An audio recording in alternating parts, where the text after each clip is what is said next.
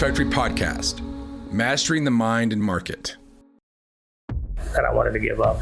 But when it's in you, it's in you. When it's in you and not on you, you can keep going.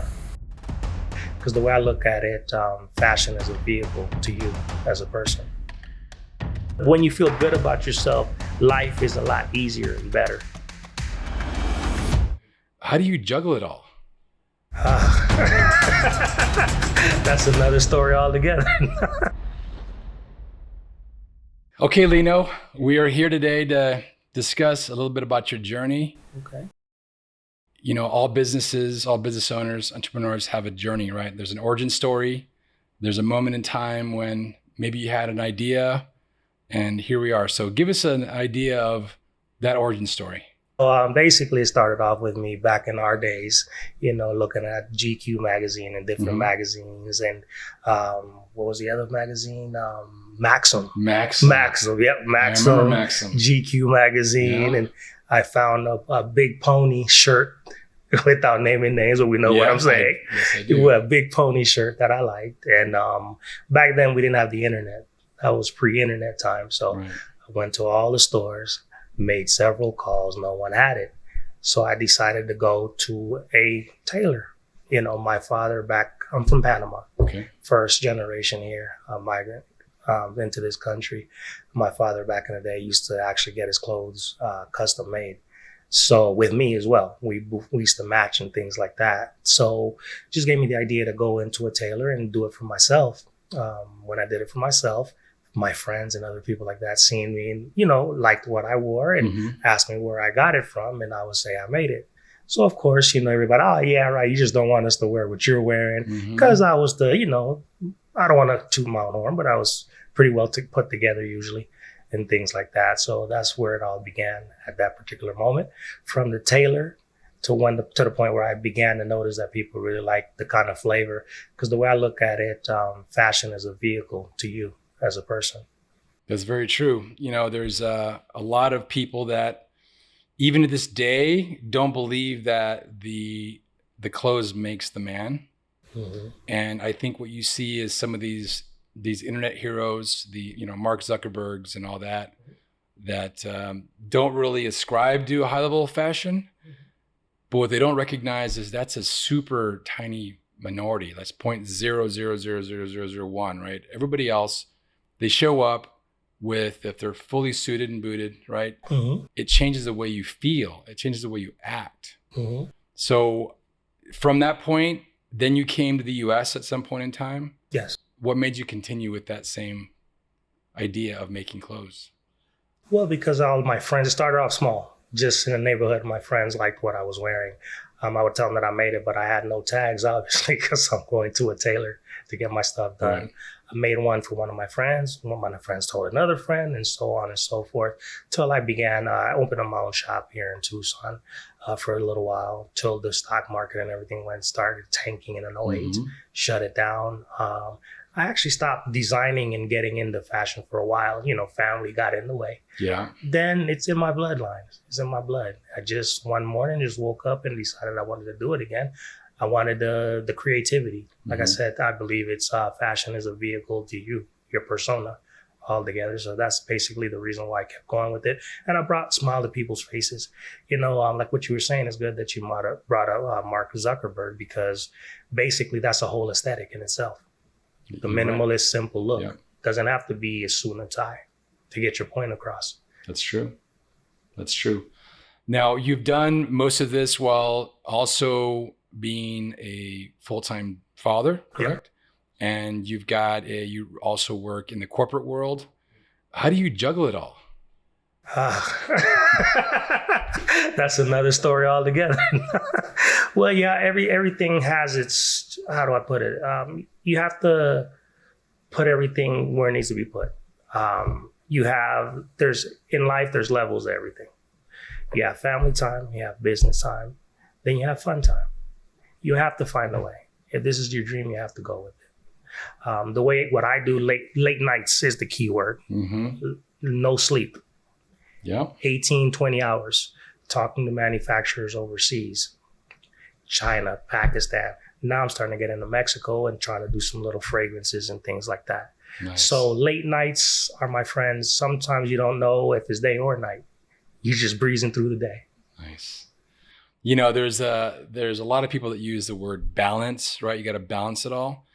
I once worked for a kind of a hard driving CEO, that one of these guys that kind of had it all. He had the really good job, corporate job, the leader of a $150 million company. He had the beautiful wife, he had the kids, he had the house, he had the toys. He had it all. And he also did woodworking. And I asked him, Mark, how do you find the time? How do you balance it all? And he looked at me in the eye and he goes, Manny, balance is nearly impossible. It's all about harmony, all about harmony. And what's interesting about that word is it means that, you know, obviously these things can exist together, right? Just like an orchestra, you've got the percussion and the brass. It all has to kind of work together.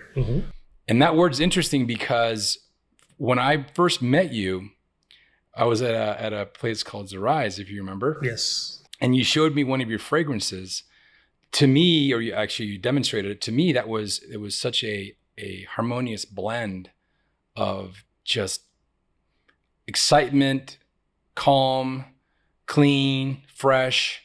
So why don't you talk about that fragrance, because that is the start of this conversation we're having here, right? Yeah, you kind of have a point, right?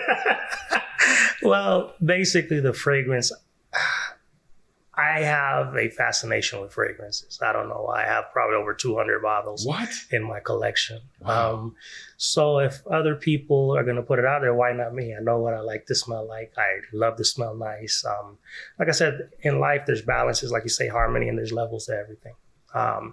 For each part of your life, you need a certain scent to flow with what you're doing. That's basically what got me into the fragrance world. Like I said, it ties into my clothing. You dress a certain kind of way, like how we discussed off camera about the scent, how you can see yourself on a yacht. This your words, not mine. Yeah, exactly. You took it over for me. I heard that, and I just saw it. I was like, boom. Right, you took it over for me from that point forward. And you're right. For me, it was an after shower smell or scent. You saw something different. Yes. And with your vision, I tied it into my vision, and I made it to what it is now. Well, I'm not going to let it out the bag yet. Okay. All right. I like that. I like that way of thinking. So basically, the way that I'm looking at this is actually all new to me. I usually don't do interviews, but I saw your passion with business. You like startups, you told me, and things like that. So I figured, hey, like-minded people, harmony, like you said.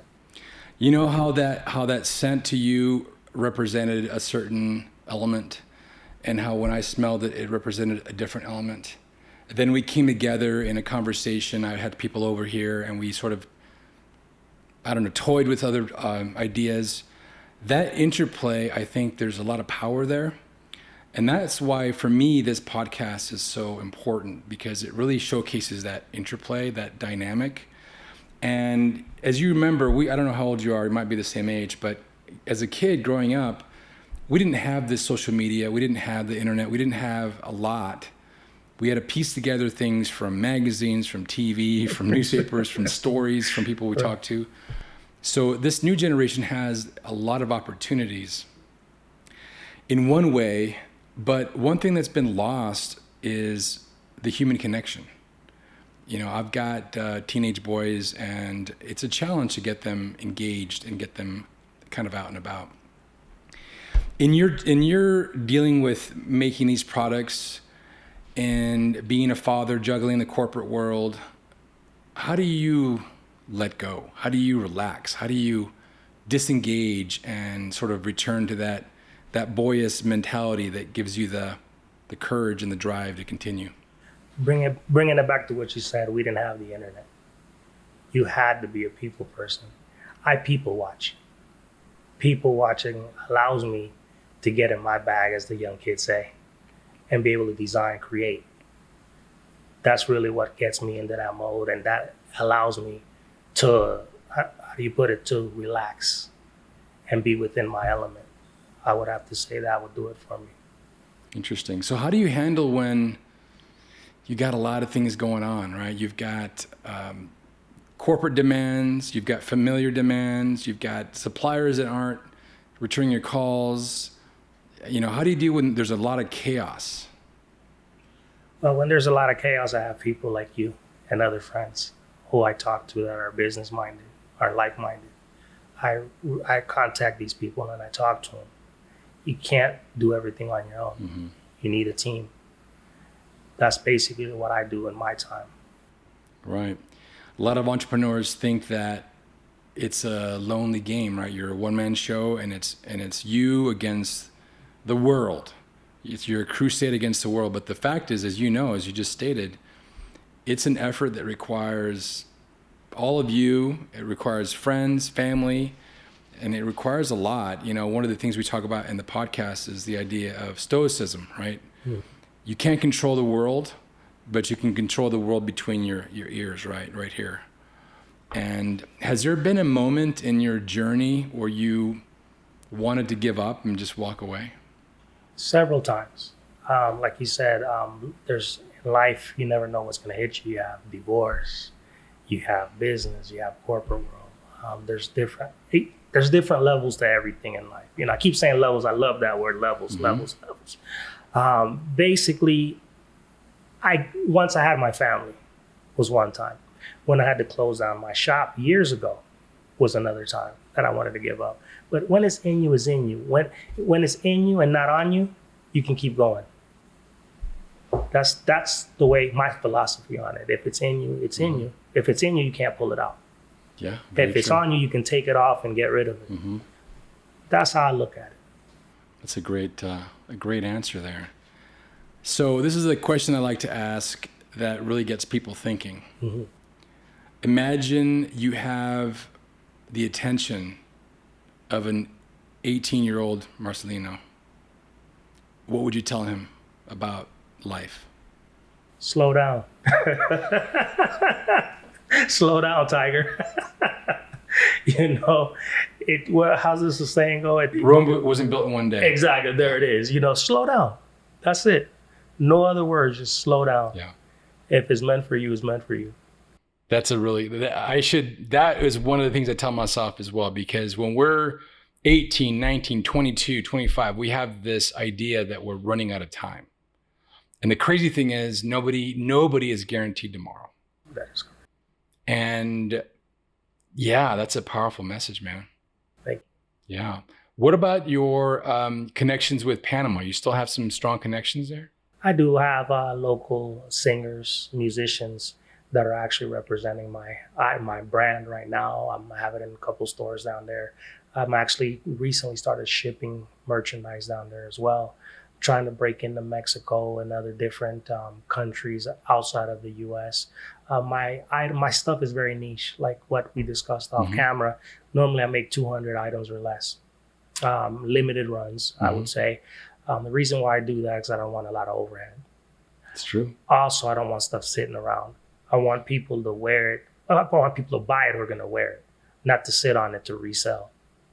Definitely not at that level yet, but I don't want that to happen because I can foresee that within my designs and the way I envision my product. So for that reason, that's, why I do what I do. So we talked a little bit about the present. We talked about the past. What about the future? Where do you see you and your brand in 10 years? I see myself and my brand on the same table as other bigger brands. Not even bigger brands, I would say. I really, to be honest, want to stay in my niche. I want to stay in my lane. I don't want to grow too much because if I grow to that level, I'm designing for everyone. Who I'm designing for is the young male between 22 and 35 years old that likes to get away on weekends with a sporty twist, keeping his sporty side as he travels. That's why I said slow down. That's what I would tell my younger self. So for that reason, I probably would want to stick probably a couple more levels of where I'm at right now, but not any further. I'm not trying to make it to the Louis Vuittons and that level. I'm basically want to keep it strictly niche to the people who actually love what I make. Right. I think a lot of people in business, they lose their anchor, right? They lose their foundation. And I think that, an anchor is an interesting concept because you're basically tethered to a spot, but there is a little bit of drift, right? One of the things we talk about at Profectory, another thing, of course, is the idea of trends. Big global trends like AI, like the new way of work, right? The gig economy. There's so many trends. What would you say are some major disruptive trends in your industry that you see either to your benefit or to your detriment? Well, detriment would be fast fashion. Fast fashion is cheaply made items that are just meant to be put out and sold. Go, go, go, go. Back to what I'm saying, slow down. Once that happens, you're only going to get several wears out of it. Then you have to get rid of it, which means the consumer at the end of the day will be spending more. Whereas if they spend for not necessarily my items, because my items are a little bit more higher end, luxury price point, because they're actually tailored to that market. It's longer lasting. Mm-hmm. So instead of every year having to buy 2 or 3 shirts, you basically have one shirt that'll last you about 3 to 5 years. Fast fashion is not good for the environment. You're putting a lot of toxins into the earth. You're a lot of cotton, a lot of waste and things like that being wasted. I can see that. So that's not good for basically the world in general. The good side about what I'm doing with the fashion thing would be that I'm putting a smile on people's faces. Like you said, people don't think that what you wear, what you smell like, how you look, that actually, what's the word that I'm looking for? That actually brings you out to the core. It allows you to be you. It can put a smile on your face. Believe it or not. I know it can. You feel good. When you feel good about yourself, life is a lot easier and better. And you get more motivated. You get motivated with that. 100%. That's basic. So my closet is full of very nice clothes. I've got, 40, 50 dress shirts. I've got so much clothes. Mm-hmm. I chose specifically for this podcast, for all my podcasts, to wear a plain black shirt. Mm-hmm. Why I do so, because I want to showcase my guest. Mm-hmm. I want to be the captain that will guide the conversation. But in the end, I want to be able to bring out and draw out the essence of the conversation. I mean, you've got wisdom. You've got young men and women that are going to be looking at this podcast. They're going to be dreaming. They're going to be thinking about, hey, I can do that too. So it's an inspiration. Speaking of inspiration, do you have any inspirations yourself in your life? My inspiration is to make sure my loved ones are okay. I'm inspired by life itself. I'm here living it. You only have one life to live, like the young kids say, YOLO. And I believe in that. Do everything to the fullest. If you're going to do it to the fullest. No matter what anyone says, because you're the one living it. You can only blame yourself, or you can pat your own self in the back. Only you know what you're truly feeling. Mm-hmm. Reminds me of Snoop Dogg. When he had that, you know what I'm talking about? Not really. He had a mantra. He had, they asked him, I don't know the context exactly, but he spent a good 1 or 2 minutes thanking himself. Oh, yeah. I saw it. And at first thinking, you're like, man, that sounds terrible. But really, it's a testament to the entrepreneur in him. Yep. I want to thank myself for working 14, 15-hour days. I want to thank myself for continuing when everybody told me that I shouldn't and couldn't.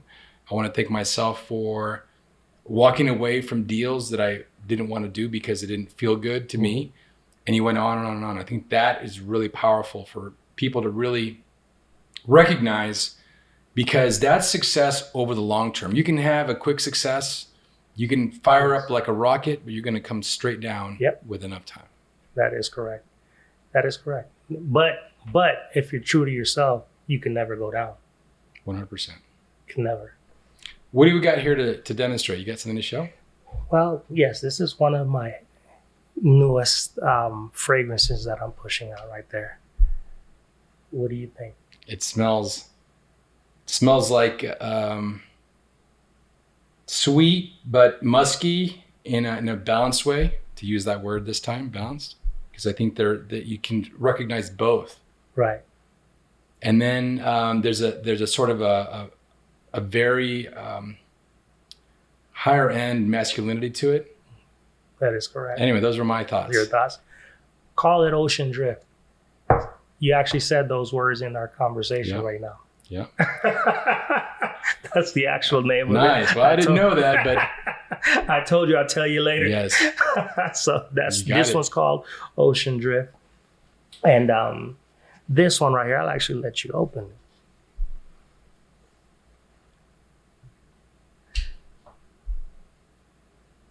I know that one pretty well. Yeah, that one is, it's clean. It feels, again, it has an ocean sunset feel to it, you know? That's it. And, this is the kind, you just got back from the yacht and you're getting ready to go out that night. Your words, not mine. That's what it smells like. Your exact words. Exactly. Not mine. So what do you see these fragrances? Are these your first 2 fragrances or have you done others? I've done others. This is 3rd and 4th generation fragrances that I'm doing. These, again, my stuff is all niche. You're not going to find them in stores at the moment. The reason why you're not going to find them in stores is because my profit margins are not high to begin with, and they're very niche. Since I make a limited amount, now I'm talking as a businessman, not as friends talking at this particular moment. Whereas let's just say, obviously this isn't it, but let's just say it cost me $20 each one to make. If I sell it to a store, it'll be for $25 and they sell it for $50. Versus me making the item, pocketing the whole 25. Got it.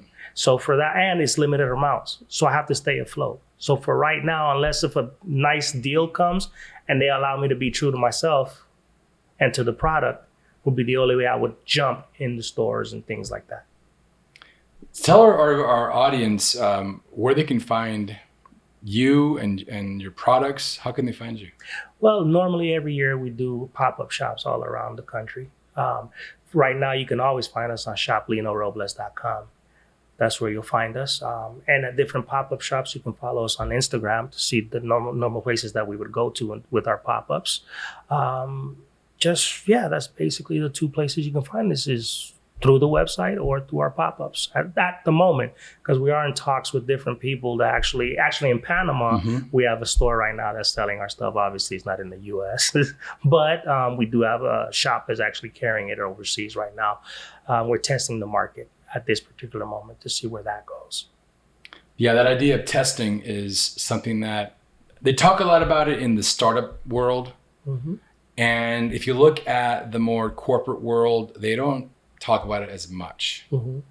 I like that we're talking about that because you've got to know and you've got to shift, right? We talk a lot about the trends and some organizations and companies that did not shift. They didn't go where the market was going. Right.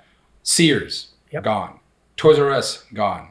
Kodak, a former, a small part of its former self. I can go on and on and on, right? Yeah. And it's the companies that can adapt that really can go to that next level. Right. And the aesthetic you have going on is a Mark Zuckerberg-ish right now. Yeah. He knows how to adapt. Basically, businesses are made to start, grow, sell. That's what business do. He knows and he adapts, right? He starts off with Facebook. He said, oh, this little company over here named Instagram sounds pretty good. Let me buy that. Oh, you know what? Free long distance calls. I'm not going to mess with Ma Bell. How about I buy WhatsApp? Very true. You have Snapchat. Oh, they're doing things with faces and features. You know what? Let's put that on Instagram. That's adaption. If I've ever seen. No, 100%. He's a genius with that. 100%. All right. So say you had the whole world, past and present. What 2 people would you have represent your brand? If you can choose anyone, anytime, from the Middle Ages until right now. Wow.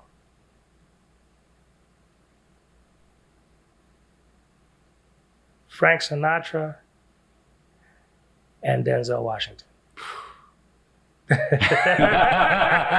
Elegance. Oh my, those 2 gentlemen. I mean, Frank had an edge to him, but he was so classy. Yep.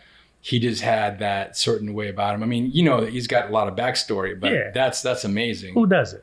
And then Denzel, man, he is just quintessential. I mean, he's a man's man. Yep. He's a woman's man. Yep. He is his own man. That's it. Class. And very, very good, man. Yep. That's pretty amazing. So I guess a couple last questions, and then we'll wrap it up here. Okay. Give us a sense of some new areas you want to take your brand. You talked about bespoke, you know, very, very small quantities. Mm-hmm. Do you want to do anything different from what you're doing now? Want to go overseas. Want to test those waters. Overseas. A lot of things overseas aren't as commercial from my travels. Mm-hmm. It's more mom and pop, which is where I want to be at. So that'll probably be the only difference for me personally, from a business standpoint. I'm not in it for the money. I'm in it to put smiles on people's faces, for them to enjoy what I make. Obviously, money and other things come. I'm not going to be a hypocrite or sound like one, you know, mm-hmm. That comes with it. But in reality, we need that to survive, right? Sure. But in reality, I'm here to put a smile on people's face. I want them to enjoy what I create. So that's basically where I'm at with it. It's not much of the who's who, is them actually enjoying. That's why I would never want to go to what you were saying, to these corporate levels, and not with my brand. I don't see myself wanting to go there. And it's interesting because that answer sort of dovetailed into my next question. Okay. So give me a story, give me a sense mm-hmm. of a moment in your career, your fashion, your forward-looking career here, when somebody's smile just made it all worthwhile. Do you have a moment like that? My son. My son, when he saw someone wearing my clothing out and about in the street. Really? My father, once I hit 21, he came here from Panama. We're in a nightclub. I just turned 21. He sees someone wearing my clothes. And to see his face, like basically said, son, do you know him? Thinking is one of my friends, and it's not. It's an actual customer.